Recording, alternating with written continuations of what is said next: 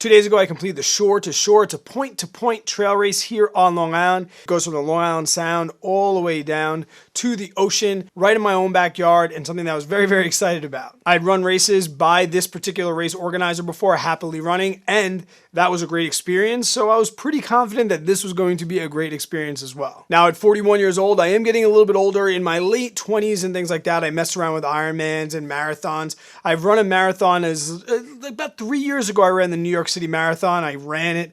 I think my time was like 5:40 or something like that. Something crazy. I did not really run, but this was the first time I actually put in a training block, and I thought I was going to be very, very well prepared.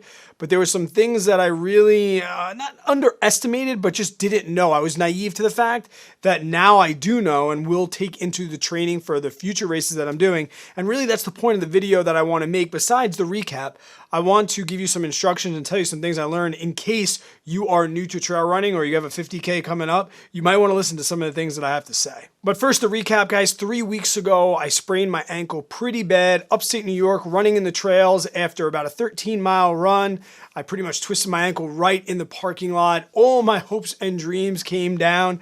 I had ruined the mile streak. I had a mile streak going of 283 days, all of which I've documented here on the channel. But I really thought that this Shore to Shore was going to be out. It wasn't a normal ankle sprain. Sprains and tweaks that I've had before.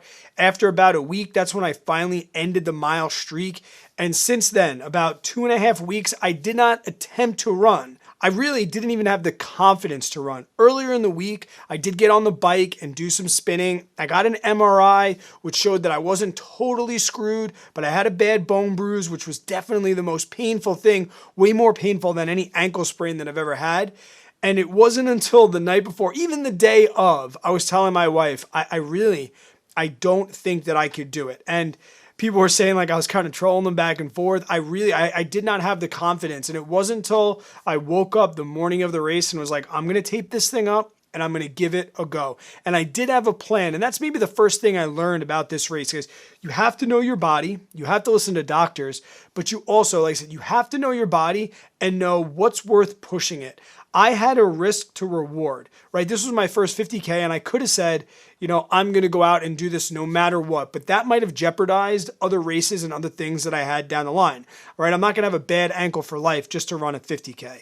And there was some people DMing me and saying like, hey, Brad, take that easy. But I definitely knew that I was going to go in and I had fixed goals. I pretty much knew that I was going to start the race, and that was going to be the first thing that I tried to do, was just jog and walk. And the first 5 miles of this race are pretty much the most hilly, the most up and down. And I knew that if I could survive the first 5 miles really slow, really gingerly, that I'd be in a pretty good position to at least power hike it. Like, it was in my own backyard. Like I said, hometown race. I had not missed a training day. I really, just for my emotional being, I wanted to get through this race. I had a bunch of Instagram friends and stuff doing the race. I had some local friends as well. Like, it meant more to me than just a 50K, which is really why I pushed the ankle and pushed like maybe hurting it again to get it done. So I guess like lesson number one, like know your body, but also know that if a doctor tells you you're never going to run again, that's not always going to be the case. There's a first aid station at 5 miles. I told my wife, if I'm not there in an hour and 15 minutes, I need you to pull my bib and get me off the course. I told her that I would be mad. I would kick and scream, probably wouldn't speak to her for the rest of the day, but I needed her to protect me and be an unbiased like person in this situation. And really, if it took me more than 75 minutes to get through that first 5 miles, that would mean that there was something severely wrong. And that's really what I told her. I didn't really tell other people that, but I knew that that was my first goal. Get there under 75 minutes. And if I couldn't, and I had to really walk at 20 minutes per mile for the first 5 miles, it was going to be a really, really long day. It wouldn't be worth re-injuring myself. And then at least I would be able to say that I tried to complete the race. So that was like the hard cutoff at the first aid station, 5 miles in. And if I wasn't there in 75 minutes, then my wife, like I said, grab my bib, rip it off, run to the car. I'm not going to be able to catch you, and we'll fight about it later. The weather was kind of crappy, but I did get some videos on the course. I'll share some of those videos with you now and just show you exactly like how I was feeling in the particular moment. All right, 6 miles in, I'm jogging. So we won't talk about the elephant in the room, but I'm still moving. So happy. Let's go. 10 miles in. Just under 2 hours, 1:45. Still moving. Still smiling. Let's go. 15 miles in, also known as 25K. Halfway there, just under 3 hours on that 2:58. It's just starting to build up, but it's not the story I'm going to tell myself. I'm just going to fucking get there. One foot in front of the other. I'm just going to fucking get there. So I got through that first 5, felt really, really good. I got through first 10, felt really, really good. And I got through 15, and at 15, that's where things started to like really, really hurt. Now, mantra of the race, go slow, go slower, go slow. And that's really what I did. I maybe walked more than I needed to, but that was fine. The goal was get through the race and don't re-injure myself. And if I need to come out, come out. And I got through 15. That's when the ankle started to hurt. That was legitimately the first time it started to really, really bother me. And I kind of thought that the race might be over because it was starting to get poor and it was starting to get bad quickly. But I guess that's the second thing I learned, that I've heard so much about ultras that I maybe heard it, or even from doing marathons, I guess, but not so much in the trail scene, is like, this too shall pass. When I was feeling crappy at 15, I said that to myself, like, this too shall pass, and like, I hope everyone's right when they say it. They really are, because in just a couple miles, things come together. And by mile 18, 19, I was feeling much better. The ankle hadn't kept getting worse and things like that. And the race really was, back on my side. And I was really, really happy about what was going on. I got through the first half marathon at about 2 hours and 40 minutes, which is fine for me. The first 15K I got through in just under 3 hours. And I was thinking to myself, wow, if I can continue on this pace, I might get in under 6 hours, which was something that I didn't even consider in the days leading up, where when I first, before the injury, I was thinking I could probably go about 5 hours with training on this course. And I was like, wow, now 6 hours would make me really, really happy. And hopefully I'll be able to pull that off. But then the next thing I learned was that you have to plan for things to go even worse, even as far as time. Like I said, going and training for that 5 hour, maybe 6 hour, 7 hour, I wasn't ready for nutrition. I definitely did not carry enough nutrition on me. And I really, felt that in the later stages of the race, around mile 20, 22. I started to just get hungry. I didn't feel right. I didn't want my gels anymore. It went downhill. And I think another thing was the heat. It was not unseasonably warm, but for me, not running for 3 weeks, I ran the whole winter in multiple gear, cold, wind. Like I said, the winter, the warmest I had run in was probably 45 degrees. And we were looking at a really, really humid, like 60, 65, 70 degree day that day.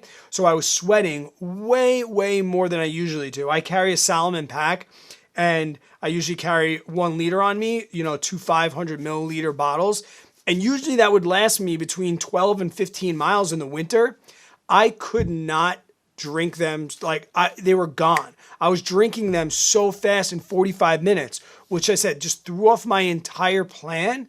And I think going forward, I'm going to need to understand what different temperatures are going to do to my race. It's not so much like hot or cold. Do I need a jacket or not? But how nutrition, my sweat rate, and things like that, how that's going to play in. So think about, even though you're training now in the winter, if you have a spring or a summer race, things might be completely different. And vice versa. If you're training for a fall race or a winter race and you're used to running in gear that's really, really light, start thinking about other gear that you might need in the season that you're actually going to be running in. Because I didn't think, wow, it could be a spring, really, really warm day throughout the cold winter that I was training. And I really think that held me back a little bit in this race. By about mile 23, I found myself walking, and that was like a dark place. But I was walking as fast as I could walk, and it still was not very fast. And this is something too that's very, very different from the road and road marathons. Is like, if you're doing a race that has trails, there's so much more mental focus when you're running on trails. You're avoiding roots, rocks, ups, down. It's not like set it and forget it like it is in a road marathon. In a road marathon, I could just shut my brain off, listen to my music, and just, keep moving forward. You don't even need to really look down.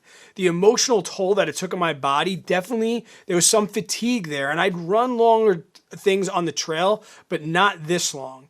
And just understanding that you have to really, really understand and try and train on the course that you're going to be running on, or at least try and mimic that course to the best of your ability, because that is going to make a very, very major difference on race day. It wasn't just the volume for me. It was the volume, the nutrition, the heat. There were so many things that compounded.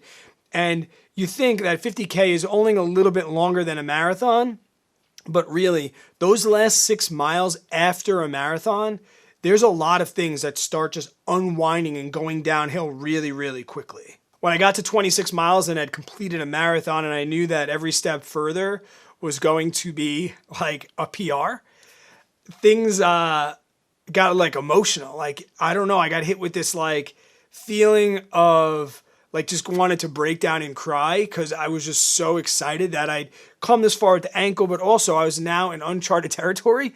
And I thought that was going to blast me through to the finish line. Let me tell you, that shit lasted like a half of a mile. By the time I got to mile 27, I was like, oh my gosh. And I'd heard people say that it wasn't really 50K. It was going to be closer to 33. And I'm like, this is going to be a rough last 5 or 6 miles. It really is.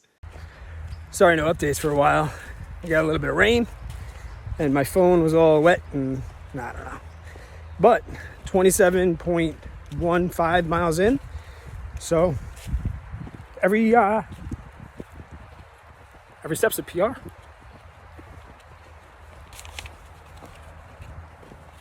Sorry, I had to pull it together there for a second. Like, yeah, this is big. I mean, I'm walking, but I'm gonna finish.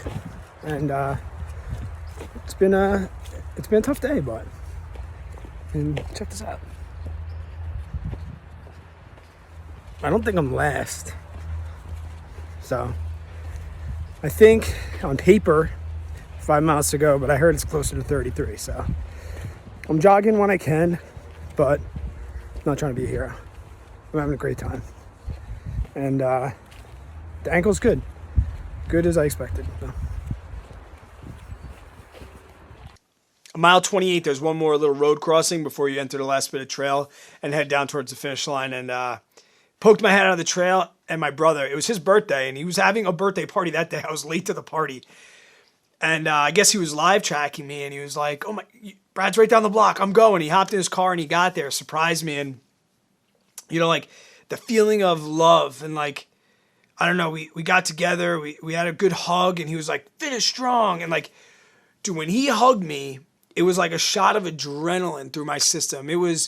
I had been walking 15 to 18 minutes per mile for mile 27 and pretty much into 28. And I was feeling really, really shitty. And whatever like happened when he gave me a hug, I just went for it. And I finished. My legs, they didn't hurt so much anymore. And I wasn't as hungry or as nauseous. And, you know, it was like everything came together in that one moment. And I turned it on. I finished strong. And as Andy Glaze would say, I dropped the motherfucking hammer. I think I passed like 7 people in that last 3 or 4 miles inside the park and really, really finished strong. And I got to carry my kids across the finish line. I didn't take any pictures of that. And I just got caught up. I don't even have any real pictures of me at the finish line. But like, it was never about me or pictures or even this or getting something for Instagram. That's never what this has been about. It's been about like overcoming adversity and becoming a better person through running. And so that was really, really good. But I have like more things planned, and there's really one more lesson that I learned that I want to share with you. When you train for a road marathon, you need to build mileage, right? Volume. You need to run a lot, maybe do speed work. And yeah, there's going to be like maybe a hilly course and maybe you'll do some hill repeats or something like that. But that's not going to be the case. My next race has 11,000 feet. It's 100K. It has 11,000 feet of change. I realize now that I'm probably going to do more power hiking and walking and than I am going to do actually like flat out running. I was so focused on building my mileage maybe for the Strava or like trying to lose weight and get skinny. So I didn't really focus on strength work. And I definitely felt some muscle fatigue. Granted, I hadn't really worked out or did anything for 3 weeks leading into the race, but my legs were definitely pretty tight at the end. And I realized that, yeah, I could build miles and I can run 50, 70 miles per week. But if I run 70 miles per week on the road or buff trails, and then I have to go in and hike for 5-6 hours or do these long sustained hikes at 13%, I'm going to be screwed. So moving in, and I will make more videos about this, going into my 100K, I'm going to keep my mileage, at a nice 50 miles per week, I think. But I'm really, really going to focus heavily on strength work, power hiking, finding some hills, getting some walking in, trying just to move at a low heart rate and really adapt to the race and the trail that I'm going to be doing in September. In summary, guys, I guess don't underestimate the mental fatigue of running on the trails. Try and get on a course that is like the course that you're going to be running.